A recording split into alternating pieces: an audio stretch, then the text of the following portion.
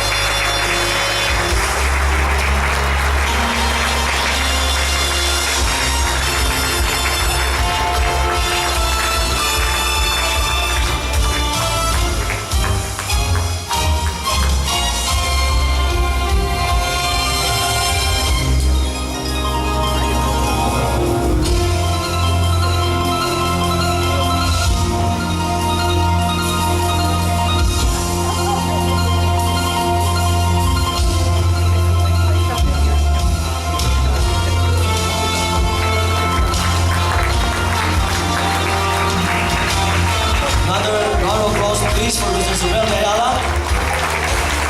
At this point, we will listen to the acceptance of our awardee.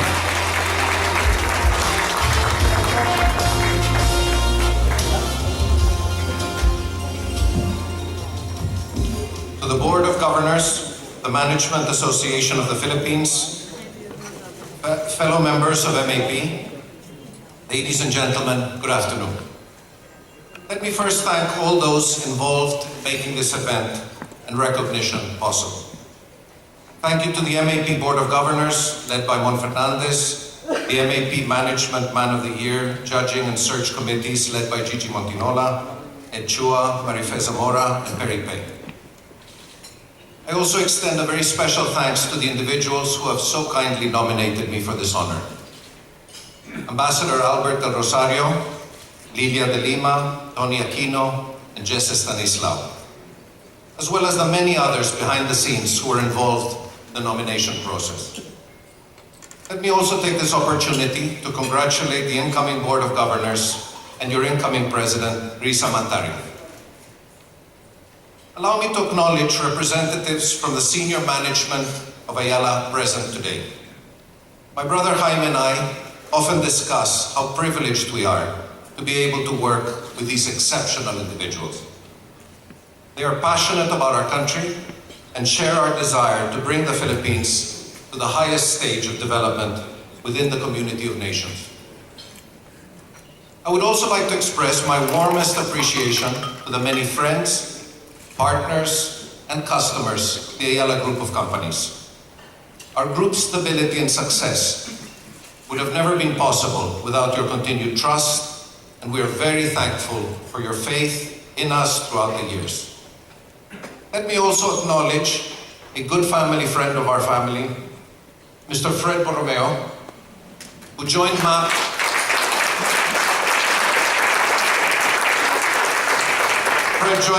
in 1954, and at 92 years old, he is clearly the wisest MAP member in this room.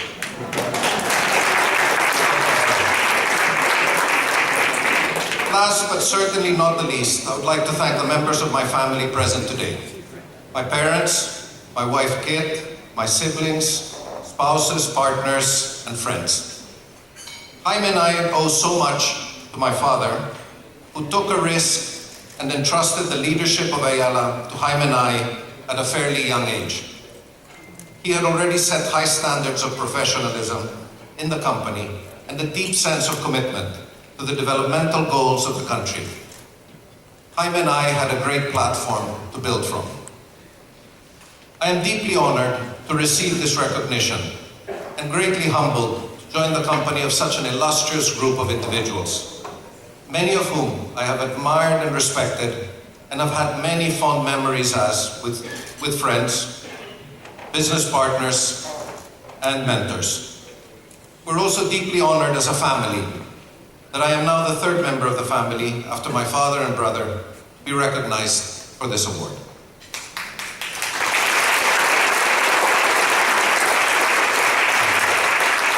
MAP's overarching theme for 2018 is competing in the age of disruption. As I was reflecting on the many achievements of our esteemed previous awardees, as well as MAP's enduring work in advancing the management profession in the country, I realized that this theme remains relevant and resonant, regardless of the period. In every time frame in our history, we've had to deal with disruptions on various fronts. These challenge us to continuously find ways to put our organizations and our country, through our collective contributions, on a clear path to shared prosperity. We live in a world that is very volatile, uncertain, complex, and ambiguous. But while current developments appear bleak, today's dynamic times have likewise given birth to impressive advances and amazing possibilities. We live in an era where technological innovation, new business models, and new ways of thinking can be used to benefit a larger number of our population. This is the notion that I would like to put forward today, that the ingredients to bring the country to the next level are already within our grasp. MAP and our individual organizations carry the challenge and responsibility to properly harness the potentials of today and use them to create a progressive, equitable, and future-ready Philippines. Our journey towards future readiness requires a strong platform from where we can launch ourselves. I believe that we have already been building this over the last few years. I refer to our macroeconomic foundations and our highly talented and committed human capital. On the former, I think we would all agree that we have had a unique period of continued economic growth that has transformed our country. This growth has been largely consumer-led, supported by strong overseas remittances, the growing BPO and services sector, and complemented by increasing investment. I would also like to emphasize the enormous role that the local private capital from many of the companies represented here today has played in the growth of our economy. We also see many positive developments with our people, whose median age is 24 and where a third of the total population are millennials. We're also seeing a continuing influx of young and talented Filipinos who have studied and trained overseas. These young Filipino professionals not only possess excellent technical skills, but are also technologically adept, and more importantly, have the ideals and innate passion to contribute to national development. They are also prepared to take on significant managerial responsibilities at a much younger age than we may have been used to in the past. The challenge we all now face as a business community is to determine where we want our country to be in the next 10, 20, 30 years. There are many areas where the private sector is focusing its efforts. From our point of view in Ayala, we've decided that 4 areas hold tremendous potential to make a lasting and meaningful impact as we build a future-ready Philippines. These sectors are inclusive finance, education, healthcare, and sustainable tourism. Let me start with financial inclusion. It is unacceptable that only 23% of Filipinos are part of the banking system. The rest are exposed to unauthorized lenders charging exorbitant rates and face the risks of the unofficial economy. We are doing our part through banking channels and mobile solutions. BPI formed Banco a few years ago to serve micro, small, and medium enterprises with their lending requirements. We further recognize that mobile technology has likewise provided a unique opportunity to serve the financial needs of a broad segment of our people. Through one's mobile device, there are now several solutions available for payments and mobile wallets, digital lending, plus wealth management and credit analytics. Our partnership with Ant Financial, a subsidiary of Alibaba, has brought forth an enormous amount of knowledge in the fintech and mobile space, given the cutting-edge technology that China has been deploying for their population. While the Philippines is still far from having fintech as ubiquitous as it is in China, Together with Ant Financial, we're excited to further develop our fintech industry to reach our financially underserved countrymen. Ensuring the success of our financial inclusion through mobile technology, however, requires massive investments in telecom infrastructure.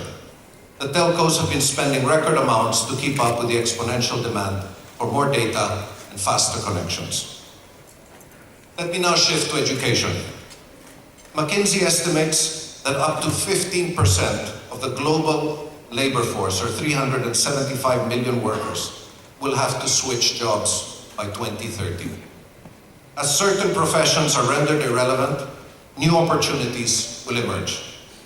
However, this will require the right type of training in 21st century skills and values. On a more basic level, we must immediately tackle the serious condition we face in many of our schools, wherein 3.6 million Filipino youth find themselves out of school. Even more stunning are the findings of the Philippine National Employability Report, published in 2017 by employability assessment firm Aspiring Minds. From their survey of 60,000 fresh graduates from 80 tertiary level institutions, they found that 65% of Filipino graduates lacked the appropriate skills and were thus unemployable in their sector of choice. Our educational system is in serious need of help, and it is very encouraging that the private sector has been contributing in a significant way. In our own case, our solutions revolve around some of the key problems that we have had to address through our schools. These include a huge reduction in dropout rates, increasing the employability of our students, and producing competent teachers to sustain educational reform.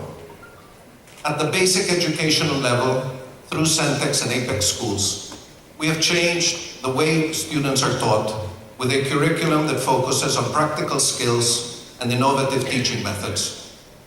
Through close coordination with the needs of industry, we were able to design programs where recent graduates are employed within 90 days and receive starting salaries that are significantly higher than the average. At the teacher level, we're delighted that through our partnership with the National Teachers College, we now have an opportunity to equip our teachers with the necessary skills to drastically improve the quality of instruction in the country. Aside from our students, we also need to give the workforce an opportunity to upskill and retrain themselves. A number of online digital learning solutions are readily accessible with content from the world's top universities, offering customized training programs suited to the individual's needs and at a very modest cost. We have recently launched Ayala University, a digital learning platform that brings together carefully selected online global content from the best schools to upskill our employees at an exponential scale. The third sector I want to highlight is healthcare. I strongly believe that the next critical need for the country is a ramp up in affordable, quality healthcare. How can we possibly have a productive workforce and a higher quality of life for our people without proper healthcare? Our research is staggering. 43% of low to middle income Filipinos have not seen a doctor in more than a year, with 6 out of 10 Filipinos dying without even seeing a doctor. The Economist ranked the Philippines 78th out of 80 countries in an index that measures the quality and availability of the country's palliative care environment, which includes hospices, nursing homes, and professionals. The Filipino patient certainly deserves better, from birth to end of life. At Ayala, we strongly believe that healthcare is a fundamental right for all. This principle has shaped our approach to our healthcare business. Our focus has been to find disruptive models and technologies that make healthcare products and services more accessible and affordable to a broader segment of the population. A critical part of this offering is a strong emphasis on preventive healthcare, which we believe will significantly impact health outcomes and our stakeholders' disposable income. This is essential as the World Health Organization reports that lifestyle-related diseases, such as diabetes and hypertension, account for as much as 70% of deaths worldwide. Deaths that are easily preventable if there is a focus on proactive and preventive medicine. Towards this end, we continue to grow our family doc clinical network to expand the reach of primary care to more Filipinos. Meanwhile, through our investment in Generica Drugstore, we're expanding the reach of generic medicines to help provide affordable options for preventive healthcare. We view this as a key component to democratize healthcare and promote disease prevention, as our research shows that generic medicines can be cheaper by up to 85% compared to their branded equivalents. The elements to substantially improve the state of our healthcare are within our grasp. We have excellent healthcare professionals, a plethora of health technologies are available, and favorable regulation through the Universal Healthcare Act. Let us not let this opportunity pass us by. Let us boost our efforts, giving our people the healthcare that they deserve. Lastly, let me focus on tourism. I believe it is time to dramatically focus on tourism as an industry that can have an enormous impact on our country. To illustrate the magnitude of its effects, consider Thailand, that attracted close to 35 million visitors last year. According to the World Travel and Tourism Council, tourism directly contributed close to 10% to Thai GDP in 2017. I feel that we have yet to adequately embrace tourism as a valuable component of our development. While tourism continues to contribute much to the economy, there remains significant value to be unlocked. I say this because while we invest only $1.9 billion for tourism, which is close to last in ASEAN and below the global average, our numbers are steadily increasing. For instance, international arrivals grew from 2.8 million in 2006 to a record 6.6 million in 2017. Tourism's direct economic impact has also more than doubled over the last 10 years, accounting for 8.7% of GDP and 2.3 million jobs. The World Travel and Tourism Council forecasts that by 2028, tourism could directly account for 2.5 trillion pesos, close to 10% of GDP, and support 3.2 million jobs at least. If we are to make a quantum leap in tourism, we need to involve many more partners, have a far more holistic and visitor-centric master plan, and be more aggressive and strategic in deploying capital. I believe that this is where the Philippines can differentiate itself from our neighbors. Too many Asian countries have developed their tourism sectors too quickly, and in the process have severely damaged their ecosystems. It is wonderful to hear that the tourism agenda currently being discussed under Secretary Berna Romulo Puya is one that strongly includes environmental protection and sustainability. To support this drive, we must create the appropriate governance structures to ensure that there is proper planning and project execution in our best tourism sites. This includes ensuring a seamless and exceptional visitor experience, from arrival at the airport to transportation, to hotels, and to the overall experience at the destination. Let me also emphasize the need for strong visitor impact management. That is, that we properly manage what practitioners call as carrying capacity. Or put simply, the maximum number of visitors and degree of impact that any single destination can take and withstand.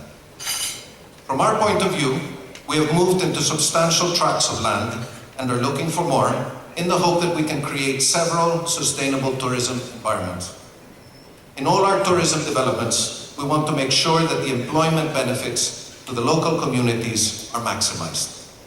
Environmental impact is properly managed, and that these destinations can serve as a showcase for the rest of the world on how tourism's potentials can and should be harnessed. The multiplier effects of tourism and the impact that it can have on communities, especially the poor, is enormous. As the Ayala Group enters its 185th year in 2019, we are more committed than ever, along with the rest of the business community, to continue building our growth platforms for our country and to ensure that Filipinos have the skills necessary to take advantage of these opportunities. It is interesting that as far back as in 1962, John F. Kennedy was already anticipating the same challenge and responsibility that the world continues to face today. He stated in a speech, and I quote, "If men have the talent to invent new machines that put men out of work, then they have the talent to put those men back to work." Generating new jobs for the next generation and providing opportunities for value creation will be our utmost priority. This, however, requires a comprehensive response from the private sector and the full support of government. Like many of you, I am a great believer in the critical role that the business community plays in nation building. Today's disrupted times, while alarming on many instances, gives us access to several resources. Capital is accessible for new ventures, new technologies and business models are available to be harnessed, and there is a wealth of talent among our people waiting to be unleashed. Through MAP and other business organizations in the country, the private sector can accelerate efforts to build a progressive, inclusive, dynamic, and future-ready Philippines that we can all be proud of. With a unified public and private sector, an appropriate plan designed for the medium and long term, and a consistent vision that will keep us on track through political cycles, we can certainly direct our country on an irreversible path towards equitable and sustainable progress. Once again, good afternoon, and thank you very much for this great honor.